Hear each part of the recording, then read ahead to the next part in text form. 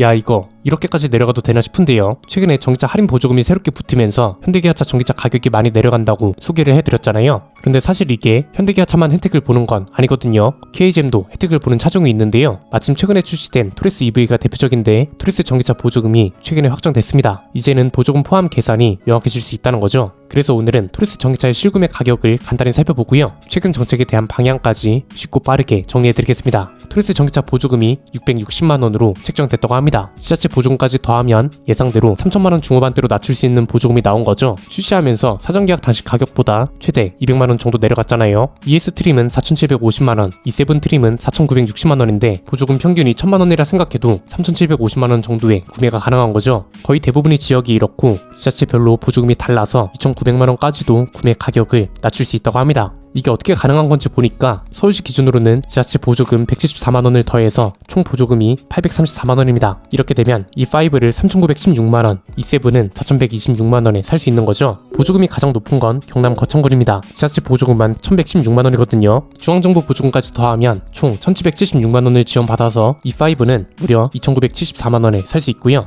E7도 3,184만원에 살 수 있다고 합니다. 이거 아무리 지자체별로 차이가 심하다 해도 거창군은 진짜 따라갈 지자체가 없을 것 같은데요. 지금 뭐 전국적으로 전기차 살리기에 나섰죠. 아예 중앙정부가 할인 보조금을 내세우면서 연말까지 이 정책을 이어가기로 했고 이에 따라 현대기아차도 할인을 하기 시작했잖아요. 계산해보니까 많게는 1,500만원 가까이 혜택을 받을 수 있는 차도 있습니다. 기아는 EV6가 가장 혜택이 많은 상황인데 이미 한시적으로 보조금 지원 늘리기에 대한 내용은 많이 다뤄드렸죠. 이게 일시적으로는 효과가 있을 수 있지만 장기적으로 봤을 때는 수정이 좀 필요하다고 했잖아요. 실제로 차주들 사이에서 불만도 나오고 있기 때문에 정리해보면 이렇습니다. 크게 세 가지입니다. 첫 번째는 효과가 확실해지려면 충전 인프라 관련 정책도 같이 손볼 필요가 있다는 겁니다. 이게 지금 좀 할 말이 많아진 이유가 얘는 충전 인프라 보조금 관련 내용이 나왔거든요. 사실 이건 오히려 한시적 구매 보조금 증가 정책보다 더 일찍 나왔습니다. 지난 8월쯤 나왔는데 일단 내년 인프라 예산을 1,340억원 늘리겠다고 합니다. 이건 좋은 거죠. 인프라 관련해서 예산을 늘린다는 건 인프라 늘리기에 집중한다는 거니까요. 그런데 아쉬운 점이 있습니다. 구체적인 내용을 보니까 거의 충전기 개수에 초점이 맞춰져 있더라고요.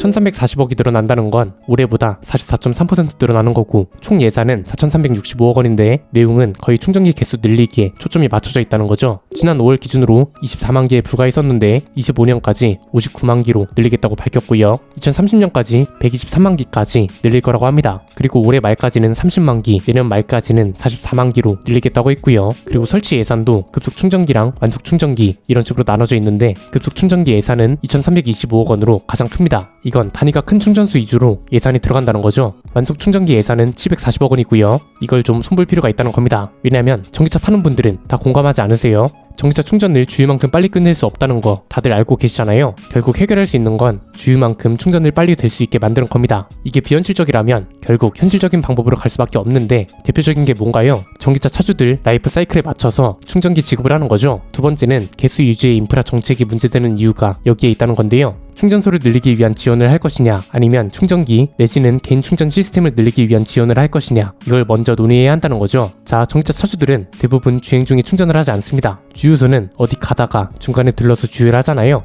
왜? 주유는 해봤자 5분이면 끝나니까요. 그런데 충전은 그게 아니죠. 스마트폰에 많이 비유하는데 하루 종일 쓰다가 집에서 자거나 사무실에서 일할 때 충전을 합니다. 이건 무슨 소리냐면 주유소 형식의 충전소를 짓는 게 어떻게 보면 잘못된 방법일 수도 있다는 겁니다. 충전소를 짓는 것보다 충전기가 지원되는 주차장을 거주지나 사무실 바로 앞에 만들어 주던가 예컨대 주차 타워 같은 건데 여기는 아예 전기차 전용 주차 타워인 거죠. 바닥마다 무선 충전이 되거나 주차 구역마다 충전기가 있는 겁니다. 아니면 개인 충전 시스템을 지원해 주는 겁니다. 아파트마다 태그할 수 있는 단말기를 지원해주고 콘센트만 꽂으면 충전을 할 수 있게 해주는 거죠. 개인 충전기를 이용해서 충전을 하면 충전 요금만큼 관리실에 등록이 되든지 아니면 휴대폰 요금처럼 청구를 해버리면 되잖아요. 이러면 충전기를 별도로 설치할 필요도 없고 가뜩이나 주차 구역도 없는데 전기차 특혜 아니냐고 싸울 일도 없습니다. 그냥 콘센트 주변 주차 구역에 전기차가 좀 많이 주차를 한다 뿐이죠. 그리고 콘센트 길이를 일정 수준 이상 길게 뽑지 못하도록 해서 감전사고 같은 것도 예방하고요. 핵심은 이겁니다. 중간 과정은 논의가 필요하겠지만 전기차 충전에 맞는 건 스마트폰과 같은 충전 방식이란 거죠. 당장 도로 위에 전기차 전용 차로를 만들어서 여길 모두 무선 충전이 가능하게 만드는 게 아닌 이상 이게 가장 현실적이고 미래지향적인 게 아닐까요? 세 번째는 이걸 기반으로 생각해야 한다는 겁니다. 이 내용들이 정해져야 방향성이 잡힌다는 건데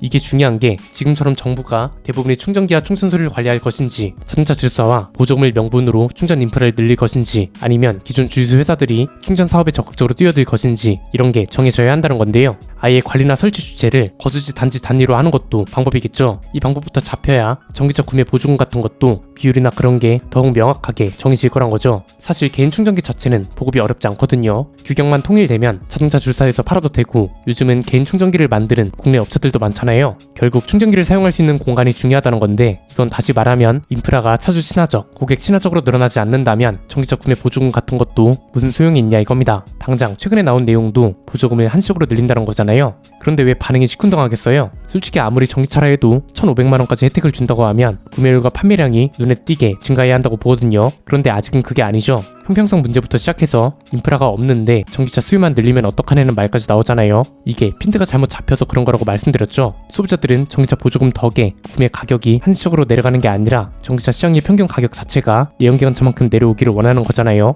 그런데 지금은 구매 가격만 한시적으로 내려가는 거고 이렇게 되면 시장 전체 가격이 테슬라가 한때 비판을 받던 시가가 된다는 거죠. 국가 단위로 이러면 안 되겠죠. 당장 테슬라의 본지는 미국만 봐도 정책 방향이 이렇습니다. 여기는 테슬라의 독자 충전 규격인 NACS를 대놓고 밀어주고 있잖아요. 그리고 이 NACS를 다른 제조사들도 빠르게 도입하겠다 하고 있고요. 미국 정부가 이 규격을 전세계화하기 위해서 아예 법까지 만든 거 알고 계시나요? 국산 전기차 충전 인프라 확대법이라고 해서 전기차 충전소 건설 보조금 지급 기준으로 슈퍼차저 개방을 테슬라한테 요구했거든요. 이게 미국하고 테슬라가 독자 충전 규격을 적극적으로 늘릴 수 있었던 핵심 이유라고 보는 겁니다. 일단 테슬라한테 충전기 보조금을 가져가고 싶으면 타사 차들도 충전 인프라를 사용할 수 있도록 하라는 일종의 명령을 내린 건데요. 그 뒤로 테슬라도 이걸 거절할 이유가 딱히 없는 게 어쨌든 충전 인프라가 늘어나야 잠재 고객들도 늘어난다는 걸 테슬라도 아는 겁니다. 테슬라도 머리를 잘 쓴 게 본인들이 충전 인프라 보급 속도가 굉장히 빠르다는 걸 잘 알고 있고요. 대부분의 제조사, 사실상 거의 모든 자동차 회사들이 인프라 보급에 지쳐져 있잖아요. 아예 이걸 이용해버린 거죠. 다른 제조사들 입장에서도 충전기 개발부터 보급까지 모든 게 투자행위고 천문학적인 비용이 들어가는 일입니다. 이러니까 GM, 포드, 리비안 이런 미국 기업들 뿐만 아니라 벤츠, 혼다와 같은 수입차 브랜드들도 규격을 따르겠다고 하는 거죠. 그러니까 결국 정부의 명확한 방향 설정이 전제되었기 때문에 기업들도 빠르게 움직일 수 있었다는 겁니다. 물론 우리나라는 이렇게까지 하기는 힘듭니다. 미국만큼 시장 규모가 큰 것도 아니고 전기차 시장 파워도 테슬라만큼 막강한 게 아니니까요. 그런데 적어도 우리나라 내에서 전기차 보급을 늘릴 수 있는 방법은 이거랑 비슷하단 거죠. 독자 규격이 3개와 이 정도까지는 아니더라도 적어도 한국에서 전기차를 타기 위해서는